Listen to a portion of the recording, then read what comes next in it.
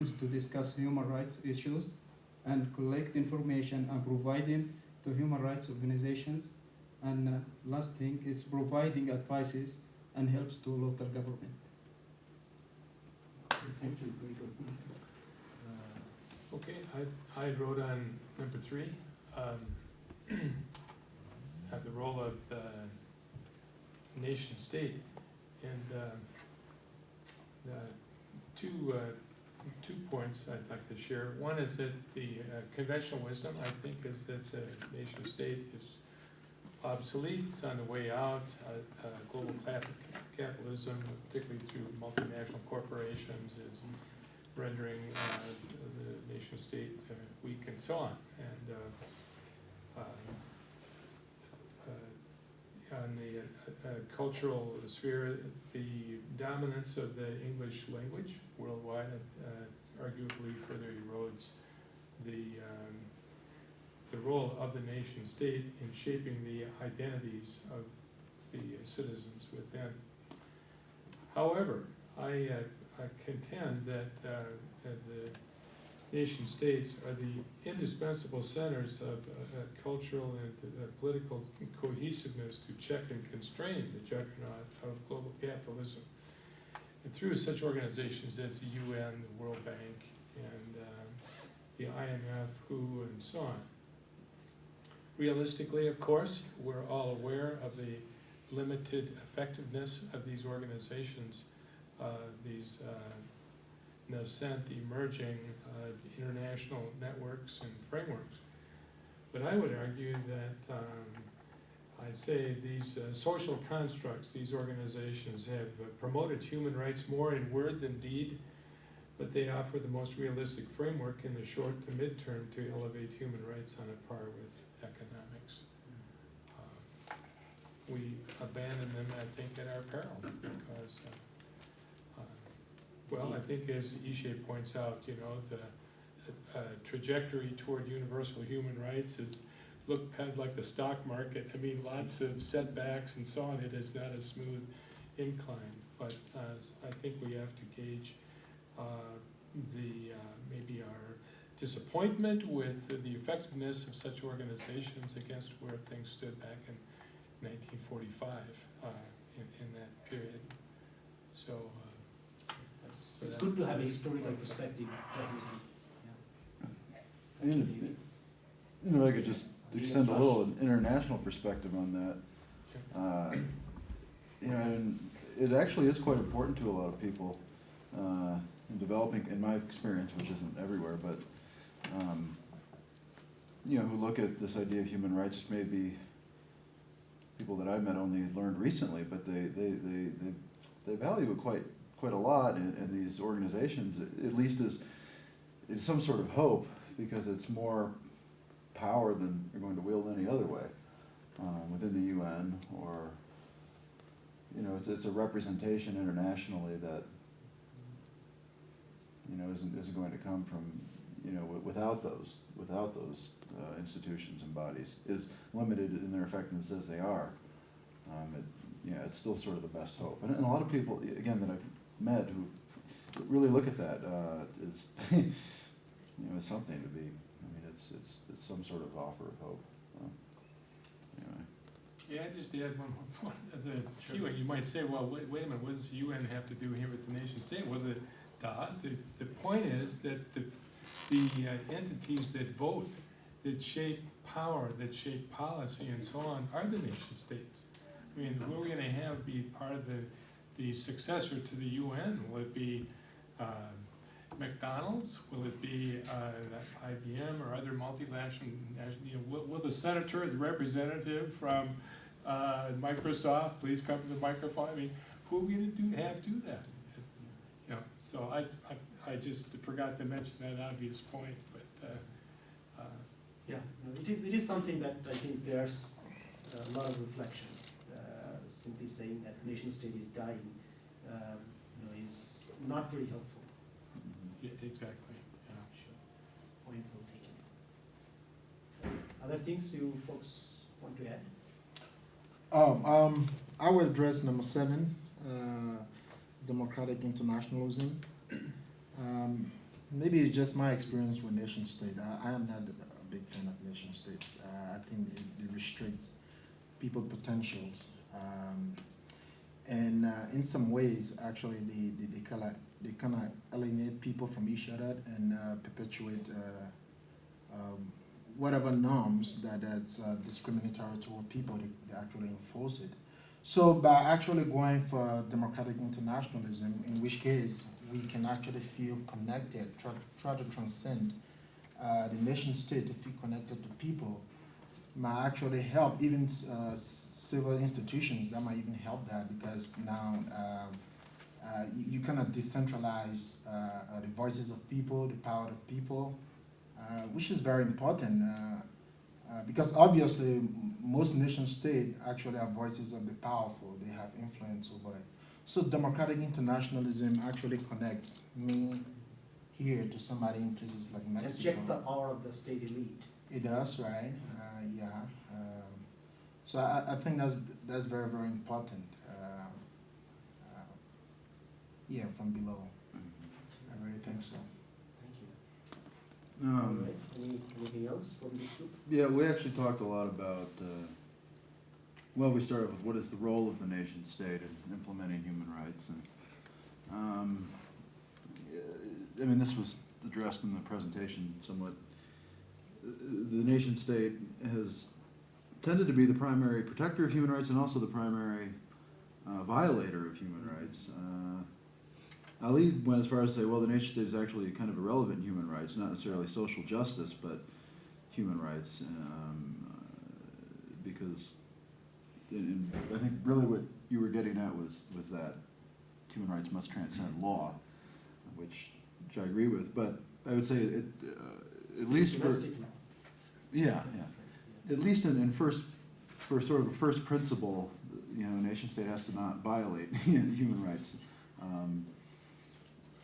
You know, it's one thing to turn a blind eye to violations of human rights, bad as that is. It's another thing to actually be the direct sponsor and perpetuator of it. So, you know, for better or worse, the nation state is still relevant. It is still powerful. It is still the primary. You know, if you want to pick out one power on this earth other than the sort of amorphous power of capital, which isn't really united, it is, you know, the government of the United States, probably. You know, but then I'll lose point. Well, you know, if you take a list of the 20 richest countries in the world and add corporations to them, corporations will be at least half of them. So a small and poor nation state actually is not very powerful. Although it's going to have some relevance to the people who live within it. But I don't know, I guess we didn't come up with a good answer there. But I said, well, at least don't violate human rights. Well, what I'm trying to just expand that, what I'm trying to say is, if you confine human rights into nation state, it might be restricted by the laws of the United Nations Yeah. states. So if the laws are flaws, then the human rights abuse become flaws. But if it, you know, kind of just go as censor post institutions, then in fact it can be a righteous claim even without a legal process to claim it, even without an enforcement mechanism to claim it. It's just something that you actually believe in. That just make you a human, you know. It's different from legal laws are very prescriptive. They are very mechanic. They address certain things and mostly results. So I think it has to transcend legal laws. That was my argument. Yeah, I agree. And I guess what I was getting at before with what I was commenting on what David was saying, I remember my counterpart, as it were, in Mongolia, the person I worked with most heavily. She was a very special person and very,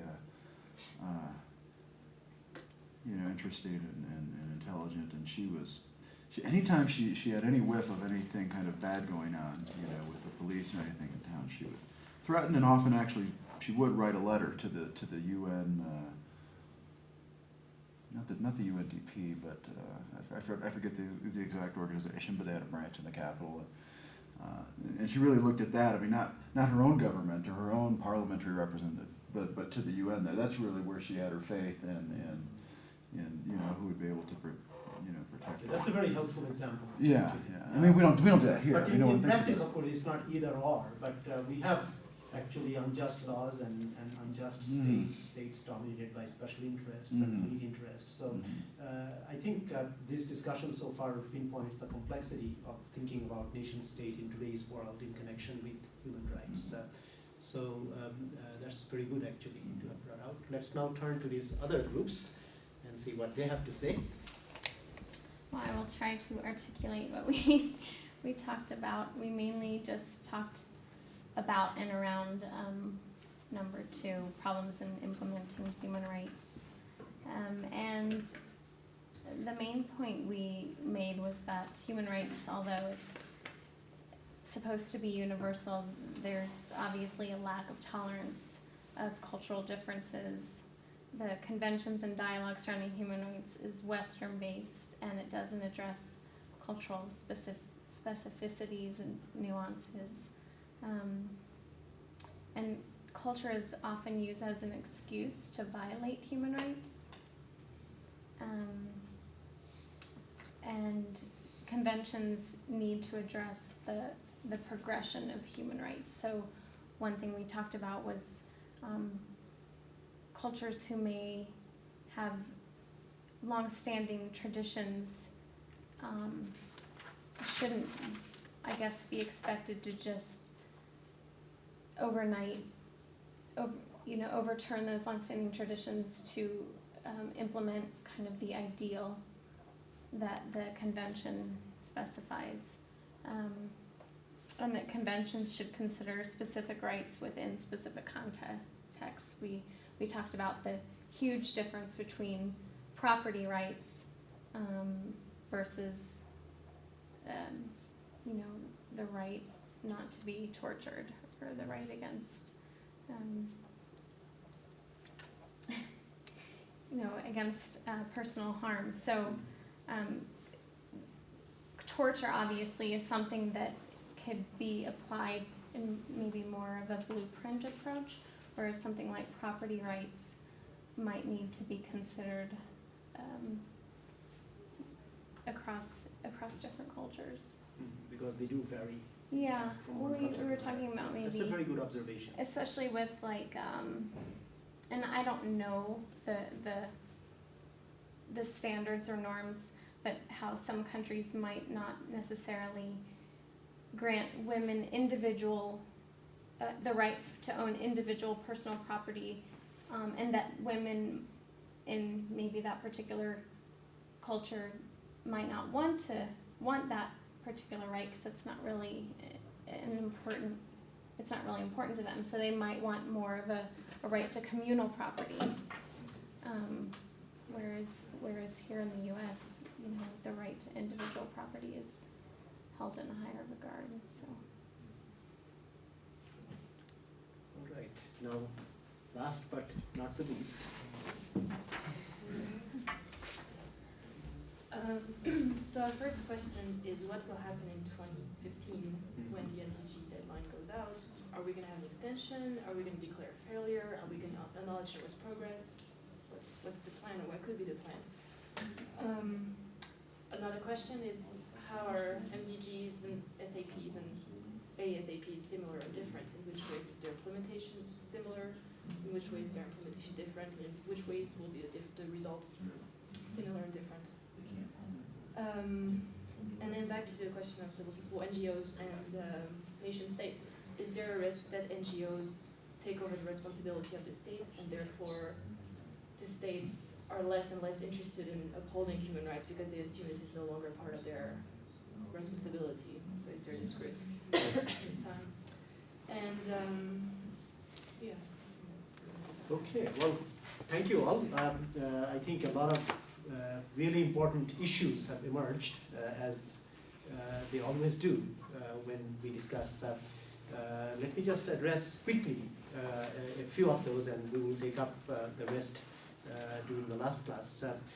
Culture and cultural excuses for violating human rights, of course, are well known, especially when you consider that most cultures are patriarchal. Women are especially vulnerable.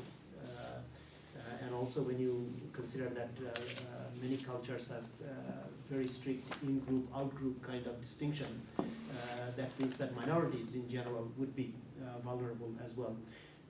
But I think this distinction between certain kinds of rights that can vary from one culture to another, and certain others like the right not to be tortured, or right to life, and right to equal consideration for economic opportunities, and similar rights. This distinction is very important to make and maintain, because only then can we meaningfully discuss what can be universally applied, so to speak, and for what you can hold states and other responsible authorities accountable, and what can actually be more varied and may indeed have different cultural forms of expression. But that's an area of huge debate. Taking up the question of state versus NGOs, I think while we have all these issues about bad states and oppressive states, states are also sites of struggle. And to the extent that you have strong and vibrant civil society where people are speaking out and organizing, states will be gradually or sometimes suddenly accountable, and you can work towards such changes, I think. States don't work without pressure. There is no such thing as perfect or wise state. States are organizations that are complex with different parts that don't always work together so well, as Abdul Ghani's remarks also elucidated. But you cannot think of NGOs as substitutes for states. I think that would be a mistake. And that is a mistake that I think is already beginning to occur. We should be aware that they cannot be a substitute for state by any means, but they can work with the states, and when they are not working well, a good state might be able to correct them. So it's a mutual kind of exercise, so that NGOs do not become just another guise in which imperialist interests work. It would be very interesting to observe what really happens after 2015, but I think it is important to watch right now what is going on, so that we can pinpoint and suggest some policy alternatives in order to reach many of these goals by 2015 or soon thereafter. If many of these goals are not met by 2015, then I think it will be very demoralizing for the world, especially for the poor people of the world. So from that point of view, I think goal 1 especially is very important to achieve, but so are the goals of gender equality, I think, and HIV for Africa especially is very, very important. All the health targets, I think, are very important for that reason. And I think it is really important that international and domestic resources are mobilized, that public opinion is mobilized inside and outside. And for that, one really needs to focus on specific tasks and specific targets. And that is sometimes not what really goes on, at the UN headquarters, because there are long talks with the right rhetoric, but quite often at the end of the day, you don't really find any more commitment of resources to people who actually are working and struggling on the field. So that has been my constant message to these people, that if you're really serious, you have to give real resources to those people who are working in the field, both people from inside the countries, who are the most important, of course, but also people, sometimes volunteers, and young people like yourselves who go from outside of the country to work sincerely with the people over there. They need resources, they need proper expertise, they need support of all sorts, logistics and otherwise. And so my message is really, you have to be very, very concrete, very specific, and put things not so much in numbers always, but numbers are helpful sometimes to get people committed to certain things. But really make sure that the resources that exist and the institutional capacities that need to be built are recognized, and you move towards that point where existing needs can be fulfilled with existing institutions, but the need for building institutions so that you can meet those needs that cannot be met without building them can also be met by 2015 in this case. I guess we do have to hold these people to the deadline that they set. All right, well, thank you very much. We had another productive afternoon, I hope, and it's not too taxing, I hope. You can look forward to your weekend now. We have only one more week to go. You have lots of papers and other things to write.